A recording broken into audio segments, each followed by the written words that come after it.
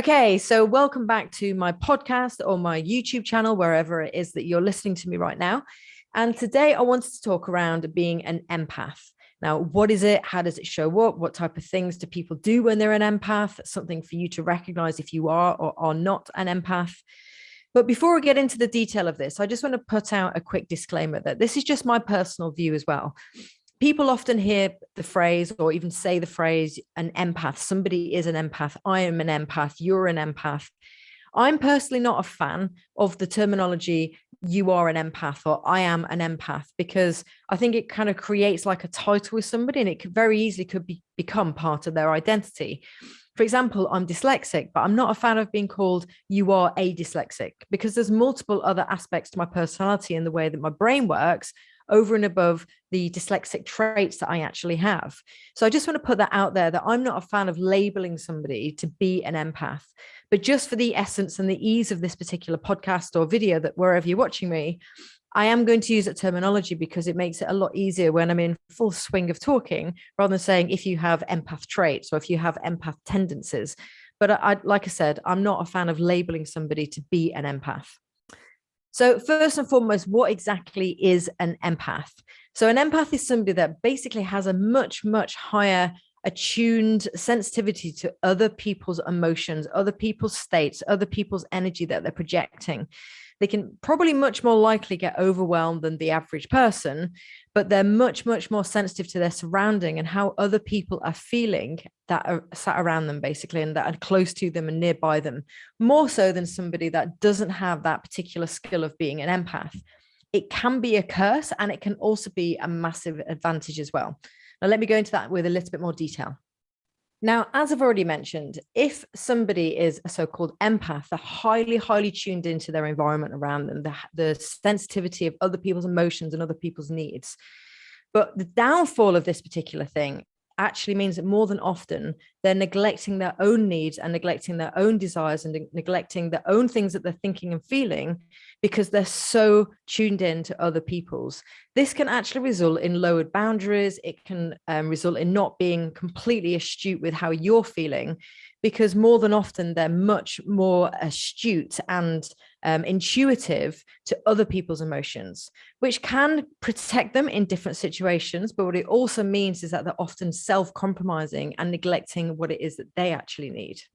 Now, where does this actually come from? Now, more than often, when somebody becomes an empath, what is actually happening is that they've adopted a coping mechanism from being raised in an environment where they have pretty much a very unpredictable, significant adult in their life. That's normally a parent, or it could be a guardian, but it doesn't have to be. It's just somebody that is significant and with much more authority than they do when they're a small person, basically. Now, if this person is then unpredictable, it creates a very unsafe environment. And what the child does is effectively have to be one step ahead of the adult. That can normally come out in behaviors such as appeasing. It can come out with compromising on the self. It can come out with trying to diffuse a negative energy, trying to make other people happy, to try and keep themselves safe. So in many ways, it feels like an act of giving, but reality is that this person has learned this skill from a very, very young age to tune in to what this person that they don't deem as safe, or the environment not as safe, to be one step ahead to protect themselves.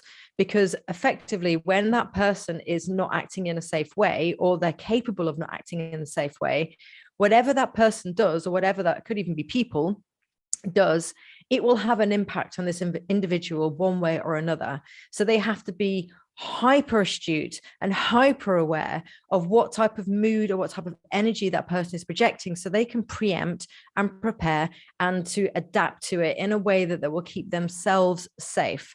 So after time, this child becomes very, very astute to what kind of environment or what type of mood this person or people are in. And therefore they can preempt and they can act in a way for themselves to protect themselves. So although it seems like a very giving act, it's actually a self-protection mechanism. So if a child is kept in this type of environment and grows up in this type of environment, more than often, by the time they reach adulthood, they have very loose boundaries. It can lead to things like people-pleasing traits, because their attention and focus is so astutely tuned in to the other person's needs and desires and wants that they've learned to self-compromise on their own. But this can easily be built into somebody's psyche and built into somebody's personality, because during that process, they're often very well rewarded for being that person. Now, it can be a very direct reward. It can be something like, aren't you caring and considerate by doing all these things for other people? So it can be a pat on the back in that way. But it can also be a reward by avoiding the thing that they're most scared of. Now, more than often, an empath is hyper astute and tuned in and very, very uncomfortable with conflict or negative energy or anger or upset or two other people fighting. It doesn't have to be directly with them. So they can also be rewarded by doing something that avoids the thing happening that they're trying to stop. So if they can see two people about to go into an argument and they're terrified of conflict, they might do or say something to diffuse the actual situation, and therefore they don't have to be in that unsafe environment with the conflict. So that's effectively a reward because they've achieved the thing that they're scared of. They've avoided the thing that they're scared of. It can also come in a reward directly to them as well. In another way, that if somebody is likely to be angry at them or scary around them by doing something to appease or to people please or to lower their boundaries or not to hold a boundary or any of the above and more, by not having that person be angry at them can also be a reward because they've protected themselves.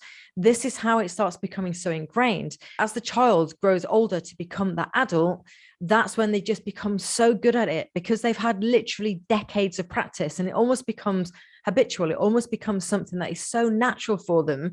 They don't know an alternative way to be around other people. So by default, they become very, very aware of other people's sensitivity. And which is why when somebody is an empath, they'll often see things so obviously and with so much more understanding than somebody else that hasn't got the empath traits.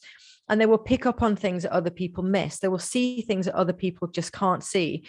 But the thing is, what it does do, it can also be very exhausting for them, because if they're spending their time being so zoned in on other people's energy, it means that they've actually lost sight of their own grounding. They've disconnected from themselves because they're more connected to other people's energy. Now, the point is, if an empath is in full red alert, what this effectively means is that they're completely more connected with the other person than they are with themselves. They're much more astute to what's going on around them, what's going on inside them, which effectively means they miss out on their own body signals. They miss out on their own signals that their body is communicating with them. Now, our bodies have an incredible way of communicating with us all the time. Now, in its most basic form, if you're thirsty, it lets you know that you need water. If you're hungry, it lets you know that you need food. If you need a wee, it lets you know that you're busting for a wee. That's your body communicating with you, but it also communicates with you in emotions as well.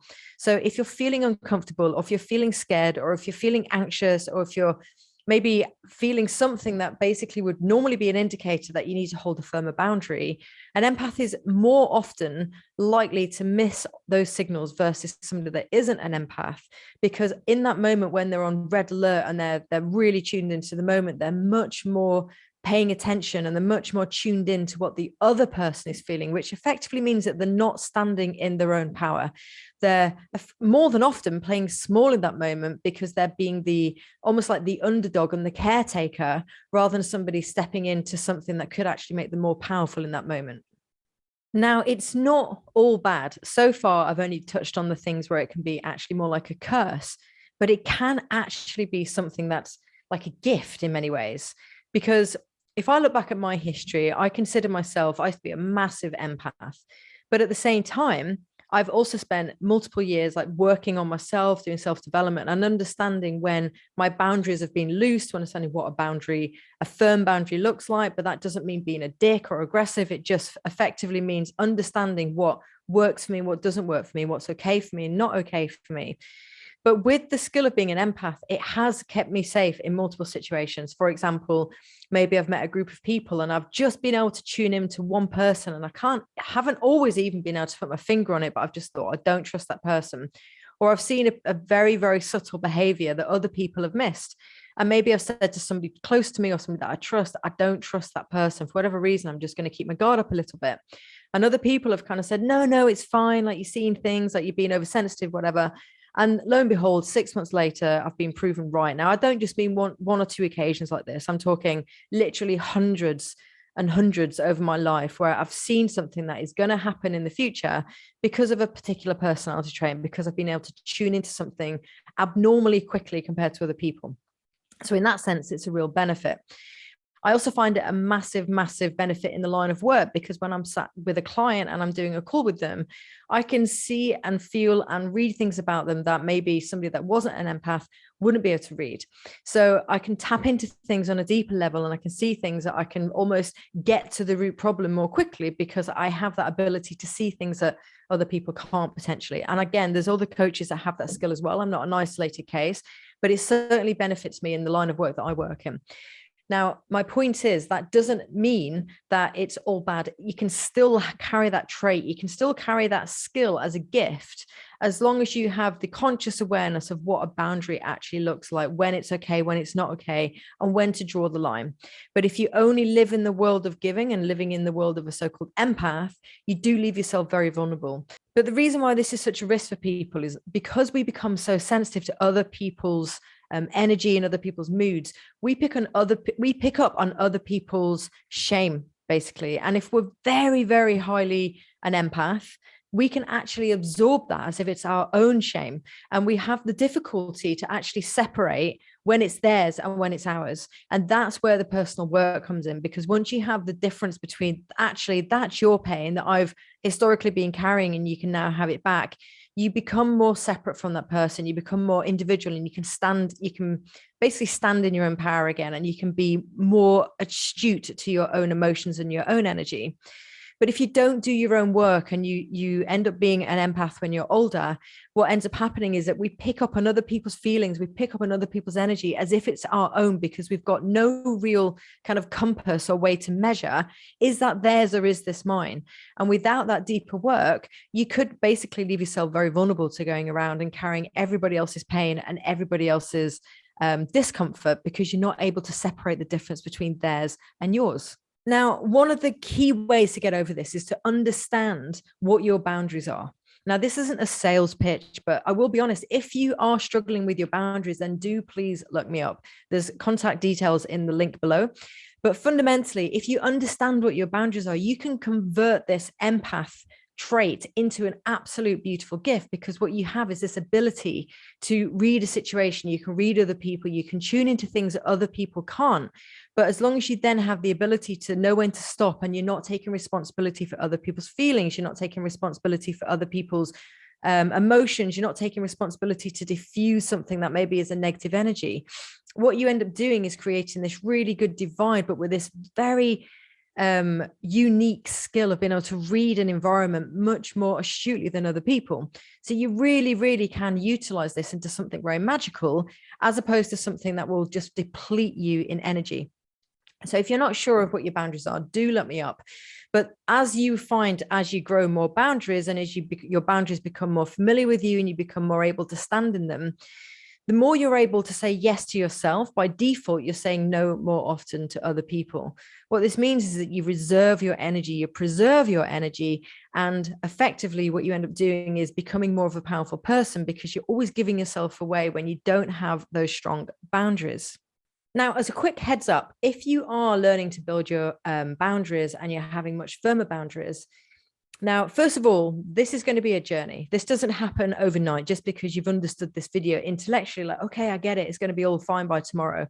This takes practice, because more than often, somebody in their adulthood that is defined as an empath has had decades and decades of experience to get to where they are, and they've become very good at doing what they're doing. And most of the time it becomes unconscious because they've just become so used to doing it. So it's going to take a bit of deliberate thinking at first if this is something that you're on a mission for. But I will add that as you develop your own boundaries, not only does this empath trait become an incredible gift because you're much more astute to other people, what it means is that you'll have more energy, which you can then channel into your own self-development in other ways, rather than only being accountable for your own emotions rather than other people's around you. But be prepared that this might change the type of people that are currently in your life. And it's also part of the willingness to let go of people that aren't going to be healthy for you. When people have reduced boundaries, by default, it seems to attract people that want to cross them. Now, I'm going to do a video in the future, so look out for that around empaths and narcissists, because very often they become like a magnet for each other. And I'll go into a bit more detail around that as well. But as you have firmer boundaries and you actually stand more in your own power and reserve your energy in a different way, those people who normally want to take your energy or utilize your energy, which by default you have been accepting and taking responsibility for, they won't be as attracted for you, because they will be more attracted to people that will take on their burden. And as you hold further boundaries, you're not going to be taking it on. What you'll find is that you spend more time with people who are more respectful to your boundaries, people that are more accountable for their own energy, more accountable for their own emotions, less likely to lumber their shit onto you, basically. Now, at this stage, that might sound like a scary thing. You're thinking, I need to hold more boundaries. I'm going to have to start changing the way that I communicate with people. I need to learn what my boundaries are. What's a boundary? What isn't? What's too far? What isn't far enough? Yada, yada, yada. And now you're telling me that my social group might change. It doesn't mean that every single person in your social group are likely to change. But the people that you're attracted to moving forward, whether that's romantically or in friendships or anything like that, will be different. And the more you hold boundaries and the more you have boundaries, you will attract a higher caliber of person and a higher caliber of people that are going to give you more respect. Because if somebody has a benefit of having, let me put this another way. If you're in somebody's life without any boundaries, and then that person gets defensive when you start holding boundaries, it's probably because you not having boundaries benefited them. So as you start applying more boundaries to yourself, you will attract people that will feel that it's actually beneficial for them, for you to have boundaries and for them to have boundaries. And that's why it becomes a much more healthy balance when you have that. But it has to come from boundaries, and we have to be aware of where those boundaries lie. But as I said right from the beginning, it can be something that is very uncomfortable for us. The empath traits can mean that it's more like a curse in some situations. But similarly, if you understand your boundaries and you're willing to work on yourself, it can actually be a really magical gift. I hope you enjoyed this video. If you did, please give it a quick like, smash the hell out of that subscribe button, and I'll catch you soon. Cheers.